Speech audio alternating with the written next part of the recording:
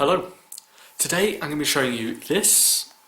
It's the Mini 0805 camera.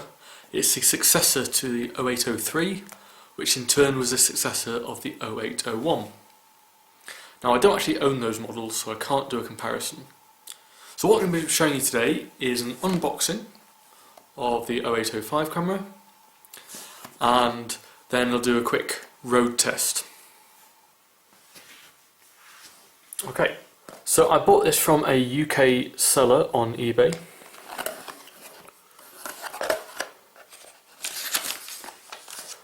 So first of all, this is the camera itself.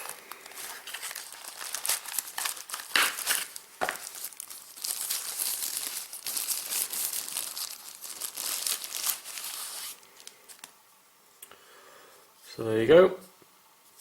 Now, as I said, I don't actually have the 803 or the 801 camera, but I think the casing looks more or less the same. So, obviously you've got the screen at the back, and we've got the actual camera on this side, and then slot for the SD card there, and the power slot on the top.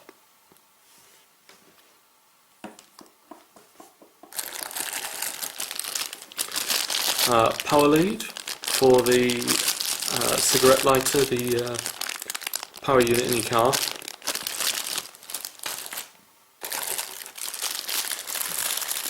Now this package actually comes with a built-in kit, but to be honest, I mean it was free with the unit on this particular case.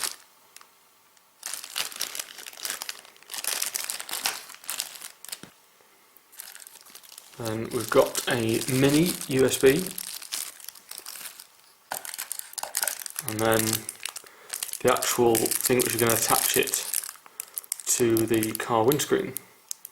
So this is just a sticky pad, and then there is a spare one here, and you get an instruction booklet as well. Right, so the unit takes the micro SD cards. I've gone and got a 32 gig micro SD card, class 10.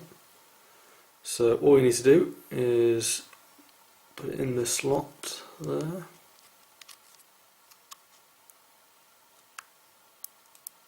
And then you format the card in the camera. Right, I thought I'd show you some of the menu functions. So first of all, the unit will switch on as soon as it's connected to the car battery power, but you can turn it on manually via the power switch there. Okay, so first of all, if you press the down button,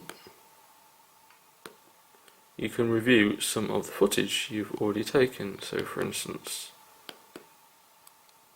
go for that one.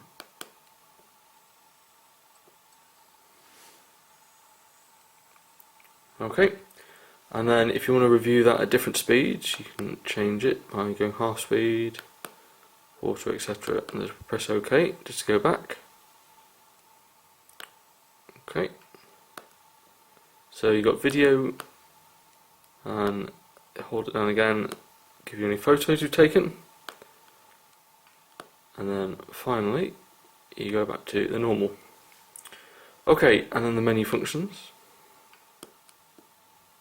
Right, so there's different options for resolution. So we've got 1080p at 30 frames a second. You can change it to HDR mode, I think that's high dynamic range. You've got 720p at 60 frames a second. And then the 30 frames per second option. That's an ultra wide mode, so 21:9 resolution. And then you've got the 1286p at 30, and then 1080p at 45 frames a second. So for the moment I'm just going to leave it on the 1080p at 30. Quality, you can choose different option. I'm going to leave mine at super fine. You can do the same with any photos you take as well. LDWS is lane warning, so I think you can set it so that it warns you if you're drifting out of lane, but I'm going to leave that off. Flicker.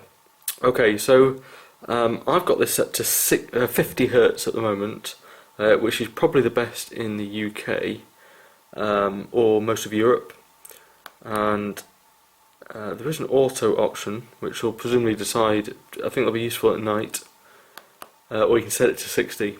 So in the UK, usually you'd probably want it on 50, and there's a short demonstration now as to why that is. Okay, first of all, here is a piece of footage set with the flicker setting to 50 Hz. Looks normal.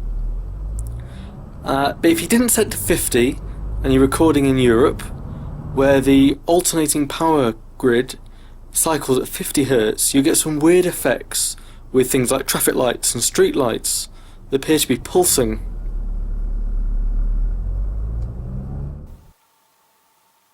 Okay, so moving on, you can set the white balance and sort of exposure levels. Recycle. So I've currently got that set to 5 minutes. This basically determines how long the unit will record for before it records a new clip. So it records in a series of clips, and then you can set that to off, so it will just record until the maximum file size is reached. So it gives you a new clip every minute, every 3 or every 5 minutes. I'm going to leave it to 5 minutes. All dashcams record shorter sections of clips, and then they loop them when the memory card becomes full. Sometimes there's a noticeable join in between clips. In fact, there's one coming up now. See if you can spot it. Did you spot it? It's almost imperceptible, but if I slow the footage down, it is just noticeable. Watch carefully the blue car coming the other way. And now again in real time. It's not very noticeable. I think there's about 1 or 2 frames missing from the join in between the 2 clips.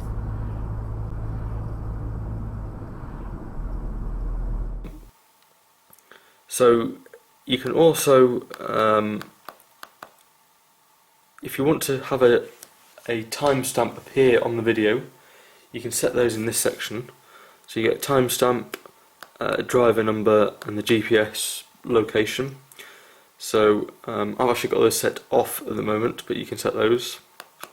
Then the G sensor here, you've got different options of how sensitive you want the sort of knock sensor to be. So if you have a crash or something, you can set it to protect a file from being overwritten. Obviously if you set it too low, you may get, every time you go over a speed bump or a pothole, it may record those. But I'm actually going to set those off for the moment. And then obviously this format thing allows you to format the memory card. And the software version I'm using is that one there, if it'll focus. There we go. And so now it's time for the road test. So I've taken one video in the daytime and then another at night, so you can see how the camera performs under a range of lighting conditions. Right, I've done a range of 30-second clips, all recorded at 1080p 30 frames per second mode. This first one here is daylight on a reasonably cloudy, overcast day, but I think the colours have come out pretty well, and you know, it seems to perform pretty well. It's quite a wide field of view, but it's not completely fisheye.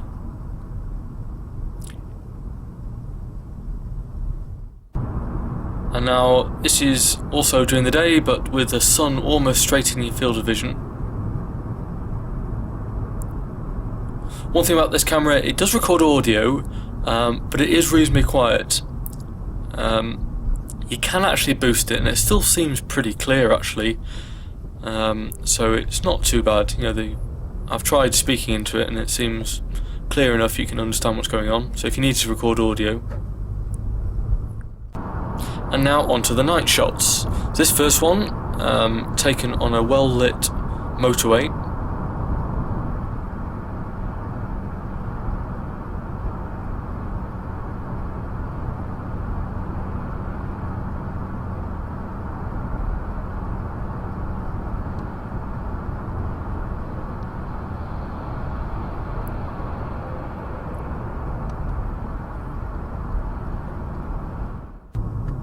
And then onto the unlit road.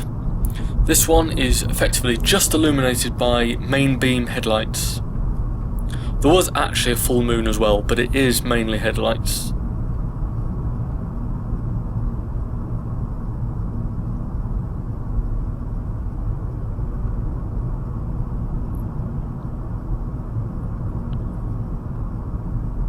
And now we're just about to go down to dipped beam only.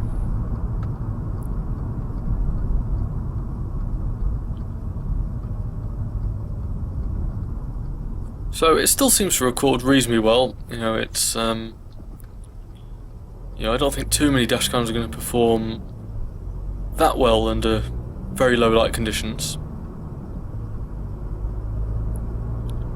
Now, if you're really observant, it was actually quite a clear night, this one. You can just about make out the bright star Sirius just above the horizon on the left.